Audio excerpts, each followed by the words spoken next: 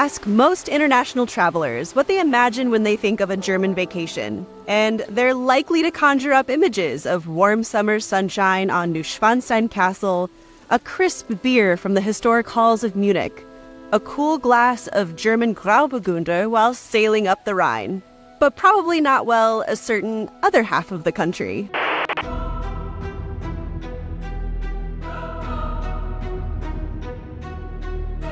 Unfortunately, in the eyes of an international audience, East Germany still hasn't quite shook its former communist reputation. Which, quite frankly, is a shame because it means that you miss out on places like this.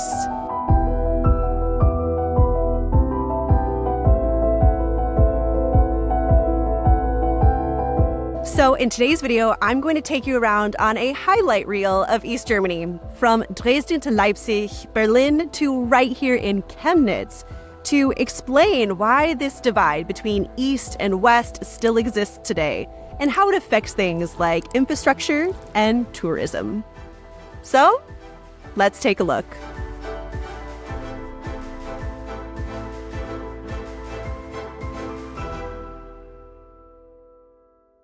Producing videos on site in places like East Germany is made possible by my supporters on Patreon. If you would like to gain early access to videos before they're uploaded to YouTube, as well as participate in exclusive Q&A sessions with me, please consider supporting my channel at patreon.com/typeashton.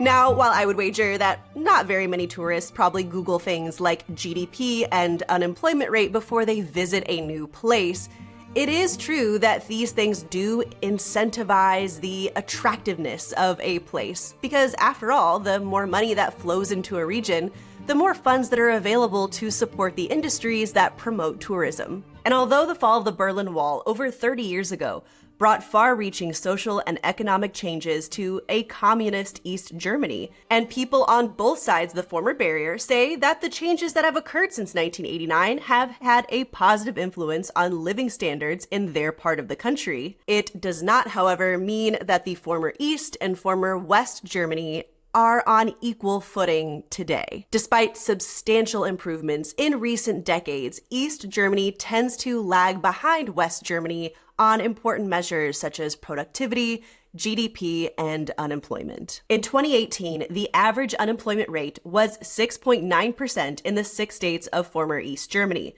compared to just 4.8% in the 10 states of former West Germany. However, despite these differences, East Germany has narrowed the gaps in many of these categories in recent decades. In the early 2000s, the unemployment rate was about 10 percentage points higher in the former East than in the former West, nearly 5 times the gap in 2018. And as you can see from this graphic here, the trends in GDP of East Germany still very much follows the trajectories of Germany as a whole.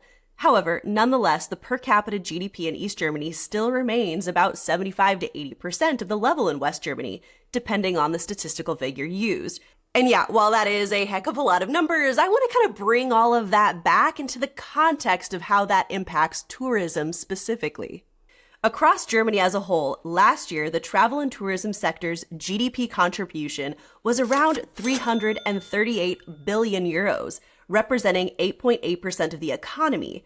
Last year, the sector also created 550,000 more jobs from the previous year to reach 5.4 million jobs nationally. In fact, it actually accounts for 1 in every 8 jobs in Germany. And although I couldn't find any specific statistics that broke this down into an East versus West comparison, as you can see from this graphic here, it does appear that the majority of those earnings and jobs are concentrated in West Germany, since that's also where all the tourists go. And while those of us living in Germany are probably not all that surprised to see Bavaria at the top of the tourism list, because after all, I would wager that the scenery of Bavaria is probably what is ingrained in the minds of most international travelers, thanks of course to Hollywood. But there's also probably a little bit of supply and demand going on here in the tourism industry as well. The more travelers that arrive to a particular area, the more their tourism demands the infrastructure to support them.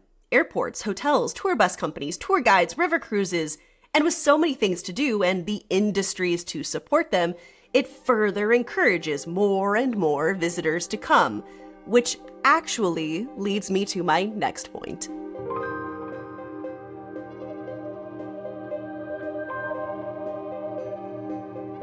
Like I said prior, usually the money flowing in or out of a region has ripple effects on the tourism industry. Although, to be fair, trying to find statistics on an east-west divide and things like hotels per capita is really difficult to do, especially on a state-by-state basis. However, we do have really interesting numbers on a city-by-city basis. So for the purposes of this very much not comprehensive analysis, let's compare Dresden and Bremen. Both have roughly the same population, both have beautiful tourist-centric Altstadts with great architecture, both have museums and are located on picturesque riverfronts. But importantly, one is located in the former East and the other is in the former West. And I've also actually personally been to both of them as a tourist, which isn't a scientific data point, but at least it means that I can give my personal reflection on both of these cities. So let's start first by taking a look at the hotel accommodation options that are available in both of these cities. The City of Dresden's tourism website states that it has over 22,000 beds available from hotels, guest houses, and youth hostels, while the City of Bremen's tourism website only advertises just over 12,500 beds. Although I should mention this does jump to almost 16,000 when we include the federal state of Bremen, which includes the port of Bremerhaven, a popular docking area for cruises. So building off of this knowledge, I was really curious to know, is there a correlation between the number of beds in that city and the number of tourists that visit it? Theoretically, because Dresden has more hotel rooms available and those hotels have to stay profitable, does Dresden see more tourists than Bremen? Interestingly, not really. According to the city of Dresden, they had roughly 1 million visitors staying overnight for an average of 2 days, 13% of which were visitors from abroad. On the other hand, the city of Bremen states that in 2022, they welcomed 1.1 million visitors, also staying overnight for an average of 2 days, and roughly 18% of those visitors were from abroad. Which not only means that Bremen has more tourists, but more of those tourists come from abroad. So what kind of things are there to do in these two cities for those visitors? Well, according to the City of Bremen's tourism website, there are 31 museums. This includes history, art, culture, and technology museums, as well as gardens and memorials. However, according to the City of Dresden, they have over 50. However, what I think these kind of data points on hotels and museums leave out is actually the infrastructure that supports the city and the arrivals of tourists in the first place. Of the 5 largest airports in Germany, 4 of them are in the former West, which means that the vast majority of those international arrivals coming via plane would have to travel significantly further by train or car to get to those destinations in the East. And let's not forget, the cruise industry is an extraordinarily popular thing in Germany. But the 2 major routes for river cruises, the Rhine and the Danube, are also in the former West.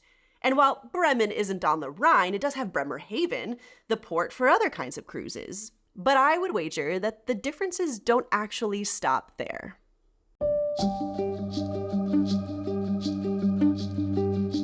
So next I want to talk about the ways in which we might undermine tourism in a city in a more systemic way. In Germany, there are 52 places which have been designated World Heritage Sites by UNESCO. Churches and monasteries, castles and palaces, prehistoric settlements, modernist architecture, historical industrial sites, and biotopes.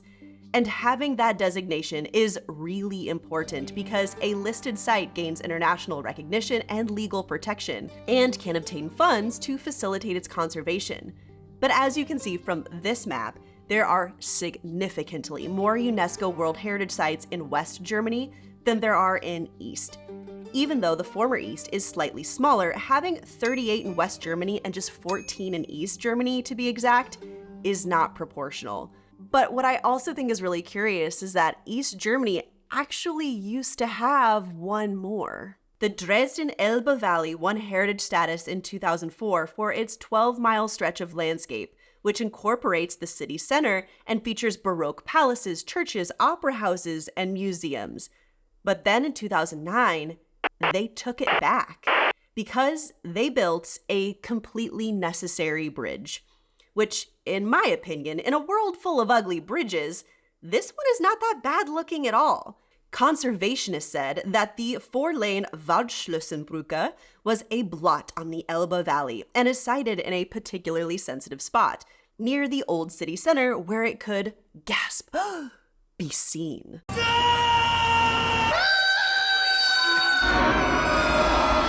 No! And yeah, while I can understand why some would have advocated for a tunnel in this scenario, the bridge already cost 180 million euros and a tunnel would have been significantly more because it would have had to have gone underneath a river. And when it was ultimately put up for a vote from the people of Dresden, in a 2005 referendum, they voted in favor of the bridge, and the German Constitutional Court ruled that the people's voice should have priority over retaining international honors. But this whole situation feels just so sad and icky, in my opinion. Only 3 sites have ever in the history of UNESCO been delisted.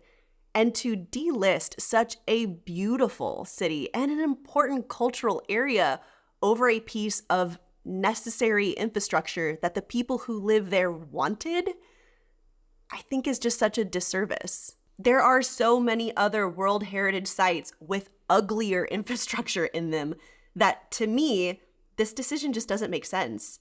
Dresden is beautiful.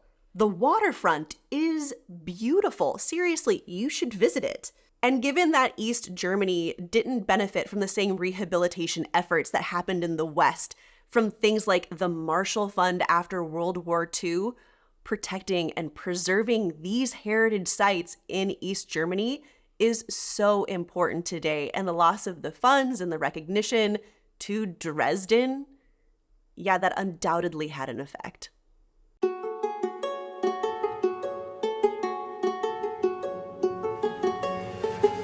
And speaking of World War II rehabilitation and aftermath, obviously this divide within Germany, and to an extent the divide between Eastern and Western Europe, comes from a very tumultuous and difficult history that, of course, plays a role in the perception of these cities. And as I mentioned in the intro to this video, I would wager that if you asked most international people what they imagine when they think of East Germany, it probably conjures up images like this.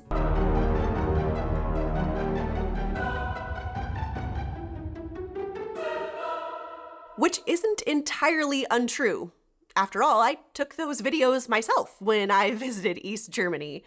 But I do think that this type of imagery really does a disservice to the whole of the region because there are some stunningly beautiful places that I think everybody should go visit. But history matters, and perception can be a hard thing to shake, even amongst your own fellow countrymen. East Germans have long been viewed with suspicion by a media landscape that is overwhelmingly dominated by West Germans. Even the majority of regional papers in the East are run by Western editorial staff, and this has consequences for the way people are seen and portrayed. And unfortunately, East German characteristics have been lazily written off as being against the Western German norm, which obviously facilitates a pretty defiant us versus them mentality. According to a survey last year, 40% of people in the East explicitly identify as East Germans. Granted, that's fewer than the 52% who feel German, but by contrast, only 18% of West Germans identify along the lines of their former Cold War-era state. And this East German identity, combined with the feeling of being othered and marginalized, is something that clearly permeates into a community. And this is just my perspective as an outsider who lives in Germany, but I very much do get the feeling as if the lives of the people who lived in the former GDR are kind of written off as just this like dictator socialization, as if everything that happened before the fall of the Berlin Wall is either completely irrelevant to today or at worst, just toxic altogether. And I don't think this perspective is misplaced. Even Angela Merkel, who occupied the highest political office of the land for 16 years, didn't feel like she could speak about her past freely. In a rare interview she said last year, she admitted that she held back all this time because she feared that people would say, ugh, now she's going on about East Germany again. And in fact, if you're actually really interested in learning more about this particular topic, there's a fantastic book that is called The East, a West German Invention that I highly recommend reading. And at the heart of that book was this idea, in reality, that while the fall of the Berlin Wall was a seminal moment for the entire country, the experience of the fall of the wall was very different depending on which side of it you happened to live on. As one West German writer puts it, we felt happy for the millions of our countrymen who could now speak and travel freely. To us, there was no downside to freedom. There still isn't to me. However, I never experienced the cataclysm of my daily life falling apart. Shops, schools, TV shows, food brands, people replaced. Not the jobs, though.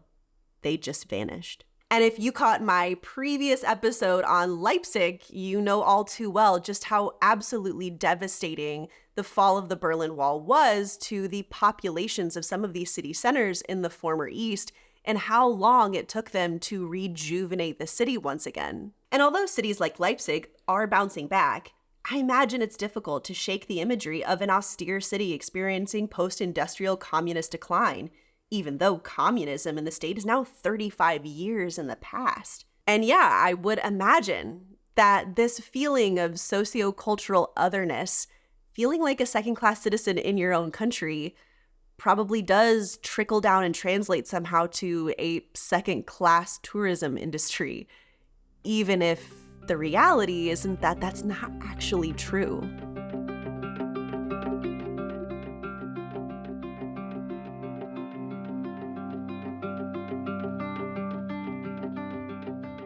Now, I very much don't want to pretend like I didn't come into this video with my own preconceived biases and ideas about what I thought East Germany was going to be like. I would be untruthful if I said that there wasn't a little part of me that feared East Germany, if I'm gonna be honest. East Germany has made headlines both within the country and in the larger continental context as being a stronghold of a political movement that gained traction in large part because of their opposition towards immigration and foreigners. However, I also know that fears and biases are often fed by a lack of context or understanding. So it was really important for me to actually look at the data on crime rates, especially hate crimes or incidents targeting foreigners, since safety is often a significant factor in encouraging travel. However, trying to make a comparison between the former East and former West is actually not that straightforward at all.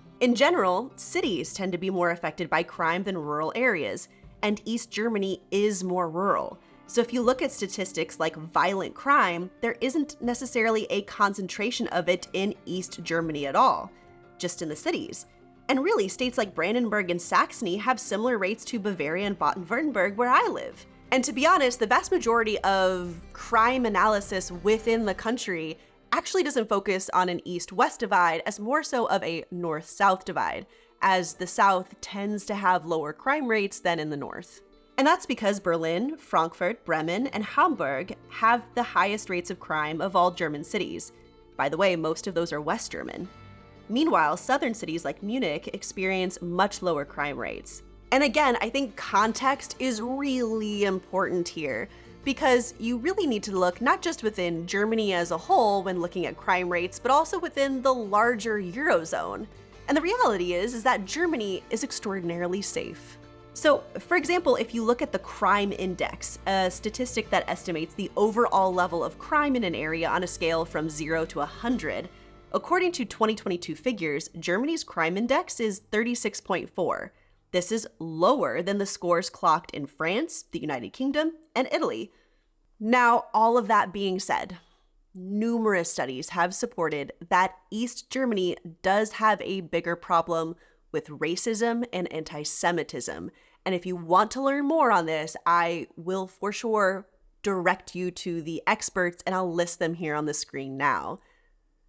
But it is important, again, to look at the context of hate crimes, because even within the broader Eurozone, Germany is incredibly safe. In fact, you are actually significantly less likely to be a victim of a violent crime in Germany compared to my home country in the United States. And of those violent crimes committed in Germany, less than 1% were categorized as a hate crime. Now, with that disclaimer out of the way, yes, there is a statistical correlation between racially motivated crime and being located in East Germany in comparison to West Germany. According to a 2019 study which analyzed hate crime incidents from 2013 to 2015, found that new asylum seeker arrivals were 10 times more likely to be attacked in former East Germany than they were in the former West. And as you can see from this study conducted by the VBRG, racist and anti-Semitic violence is reportedly higher in the former Eastern German states, although there is a significant issue with underreporting and classification discrepancies in what constitutes a hate crime in the first place. And obviously any hate, any number above 0 means that there's more work that can be done. But in my opinion, admittedly limited experience, as a foreigner who lives in Germany, I have found that Germans as a whole are an incredibly tolerant and supportive community. And not just behind closed doors. Germans come out en masse to protest injustice, intolerance, and hate even when the crime didn't occur in their backyard. And to bring all of this back within the context of this video, which is tourism, I want to talk about how all of this ultimately impacts a tourist's decision to visit which part of the country.